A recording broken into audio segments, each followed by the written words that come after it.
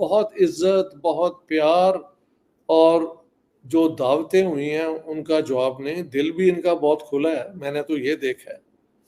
हाँ जी, तो कोई बिल्कुल। कमी मैंने तो देखी कोई नहीं। बल्कि मुझे दुख है कि हमारी जो अपनी मिडिल क्लास जो एक ज़माने में ठीक-ठाक होती थी, वो बहुत कम हो गई है। चंद लोगों के पास ही पैसा है। 1947 की अगर बात करें तो पाकिस्तान बनता है, इंडिया आज़ाद होता है, तो वो कहाँ पहुँच चुके हैं और हम कहाँ? हम मुझे लगता है अभी भी हम वहीं पे खड़े हैं, हमें शायद फिर से स्टार्ट करना पड़ेगा, लेकिन वो बहुत आगे निकल चुके हैं। लेकिन हम वहीं के वहीं खड़े हैं अभी तक। वो वेलफेयर का काम कर रहे हैं, 1 रुपए में थाली दे रहे हैं, और इसके ऊपर कोई बैन नहीं है कि इसको मिलेगा, इसके जैसे हमारे यहाँ कोई स्कीम या कोई एनजीओ काम करती है तो अपना आईडी कार्ड दो, घर तक आते हैं, पता नहीं 1 रुपए थाली आप डिजर्व करते हो नहीं, वहाँ पर रोड पे रेस्टोरेंट है, आप जाओ खाओ। जय हिंद दोस्तों। 1947 से लेकर अभी तक पाकिस्तान के हुक्मरानों ने जिस तरह अपनी आवाम को हिंदुस्तान के खिलाफ नफरतों के समुद्र में डुबोया, उसी का अंजाम है कि पाकिस्तानी प्रोफेसर इश्तियाक अहमद तक इस सोच के साथ भारत आए थे कि भारत में मुस्लिमों के व अन्य अल्पसंख्यकों के साथ सौतेला व्यवहार होता होगा। लेकिन जब ये पाकिस्तानी प्रोफेसर भारत आया तो देखकर हैरान रह गया कि भारत में क्या हिंदू, क्या मुसलमान, क्या सिख, क्या ईसाई, सभी भाईचारे व खुशी से अपना जीवन गुजार रहे हैं। वहीं भारतीय हिंदू शासकों मोदी व योगी के सबका साथ, सबका विकास देखकर तो ये पाकिस्तानी प्रोफेसर हैरान रह गया और कहने को मजबूर हो गया कि हिंदू जैसी सभ्यता कोई नहीं है। ये प्रोफेसर जहाँ भी गया विशाल हिंदू हृदय को देखकर हैरान रह गया। भारत की पिछले 10 सालों में तरक्की देखकर इस पाकिस्तानी को यकीन नहीं आया और पाकिस्तान में होने वाले हिंदू व भारत के खिलाफ प्रोपेगेंडे को इस पाकिस्तानी प्रोफेसर ने सिरे से नकार दिया। दरअसल पाकिस्तान में भारत व हिंदुओं के खिलाफ जिस तरह प्रोपेगेंडा किया जाता रहा है, उससे हर पढ़ा लिखा हो या जाहिल पाकिस्तानी, उसके दिमाग में भारत व हिंदुओं के प्रति इसी तरह का नफरत का भाव पैदा हुआ है। लेकिन समय के साथ इस सोच का मरना भी लाजमी है। आगे वीडियो में इसी पाकिस्तानी प्रोफेसर व पाक जनता को सुने, उनका क्या कहना था। आपसे गुजारिश है कि वीडियो को लाइक व शेयर करना ना भूलें। धन्यवाद। यहाँ पे मिडिल क्लास बहुत बड़ी है, बहुत बड़ी है। सो इंडिया और पाकिस्तान की कंपैरिजन करने का टाइम जो है ना, वो बेकार है। India belongs now to the success story, great success story. Remember 1.4 billion लोग इस मुल्क में रहते हैं। जुबान बदल जाती है, एथनिसिटी भी फर्क नजर आता है। हाँ जी, मज़हब कई हैं, लेकिन मैंने देखा है हिंदू मुसलमान सारे मुझे सुनने आए होते हैं और कोई मेरे सामने ड्रामा नहीं होता। उनकी दोस्तियाँ बिल्कुल वैसे ही हैं जैसी किसी की होनी चाहिए, पढ़े लिखे लोगों में या मोहल्ले के अंदर जैसे एक नॉर्मल जिंदगी होती है। और आप इंडिया में हैं और अब हर बार मैं जेलस हो जाती हूँ, कभी आप पहुंच जाते हैं, कभी ताड़सा पहुंच जाते हैं, और मुझे उसके बाद देख देख कर मैं भी बड़ा, मेरा दिल करता है कि मैं बनारस में जा रहा हूँ 2 तारीख को वाराणसी, और 7 की सुबह को फिर एक ट्रेन चलती है वंदे भारत, वो लेके तो मैं ये इलाहाबाद आ जाऊँगा। वहाँ पे कुछ दोस्त उन्होंने इंतज़ाम किया है मुझे साइट सीइंग कराने का। तो एक तो मैं आनंद भवन जो है म्यूज़ियम देखना चाहता हूँ, ये मेरी बड़ी पुरानी ख्वाहिश है। फिर जहाँ पे संगम है, जहाँ पे ये जो 2 रिवर्स का जो हिंदुइज्म के लिए बड़ा इम्पोर्टेंट है, उसका भी मैं दर्शन करना चाहता हूँ।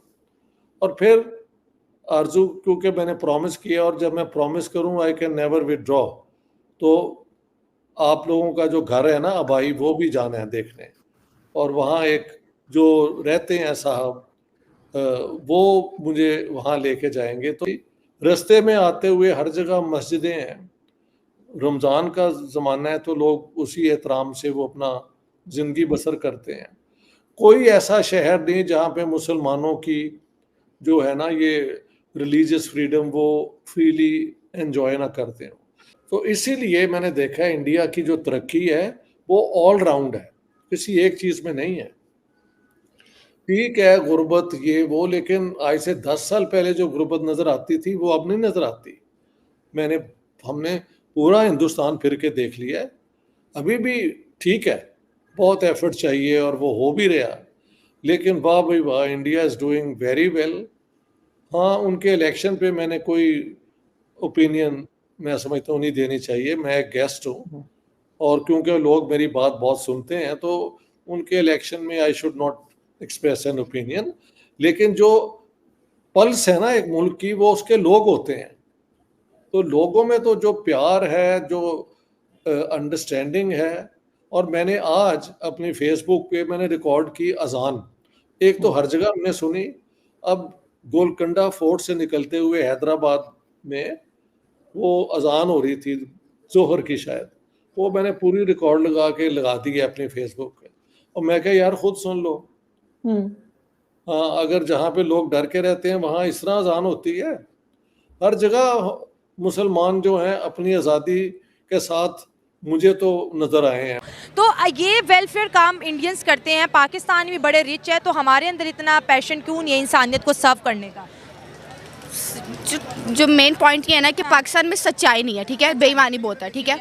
पाकिस्तान में बेईमानी बहुत है, ठीक है। लाइक पाकिस्तान में अगर हम किसी को गरीब को अगर हम कुछ देते हैं ना तो वो झूठ बोल के उसका डबल मिसयूज़ भी करता है उस चीज़ का।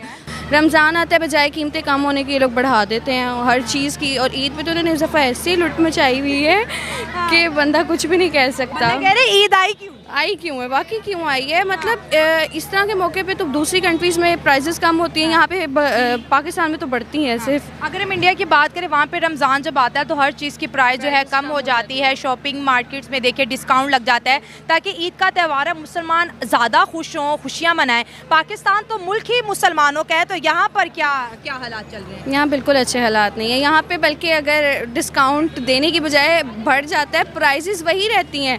कहने को इनके डिस्काउंट 70% लगे हुए हैं, प्राइसेस इनकी वही रहती हैं, फिर भी क्या फ़ायदा है ऐसे डिस्काउंट मुसलमान होने का, अगर आप लोगों ने बाहर की कंट्री से कुछ नहीं सीखना। एक्चुअली ये इंडियन थाली है और प्योर वेजिटेरियन है।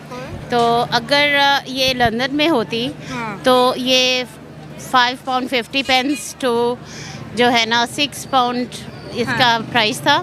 और लाहौर में अगर हम लोग सोचते हैं तो जो इसकी कीमत बनती है ना लाहौरी रेट्स के मुताबिक, so it shouldn't be more than 1000। Culture से लड़कियाँ कितना इंस्पायर्ड है पाकिस्तान की? मेरे ख्याल से 50% पाकिस्तानी अवाम जो है वो इंडियन कल्चर से इंस्पायर्ड है, ठीक है।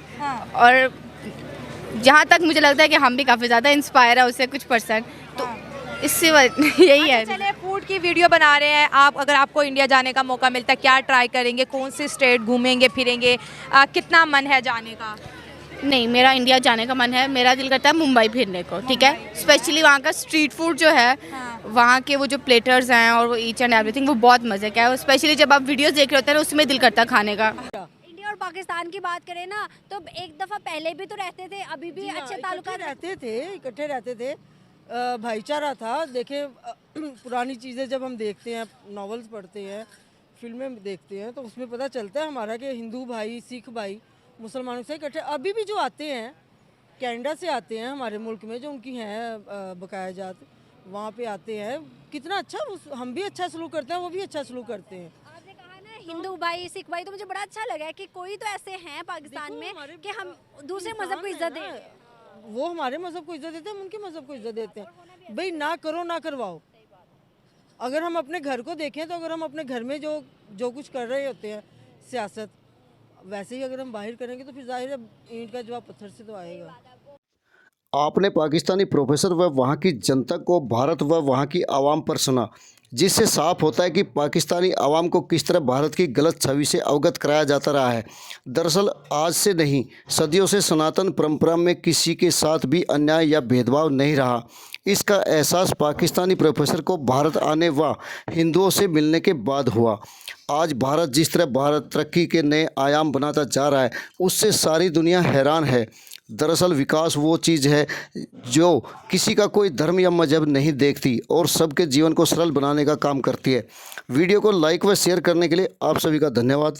जय हिंद, जय भारत।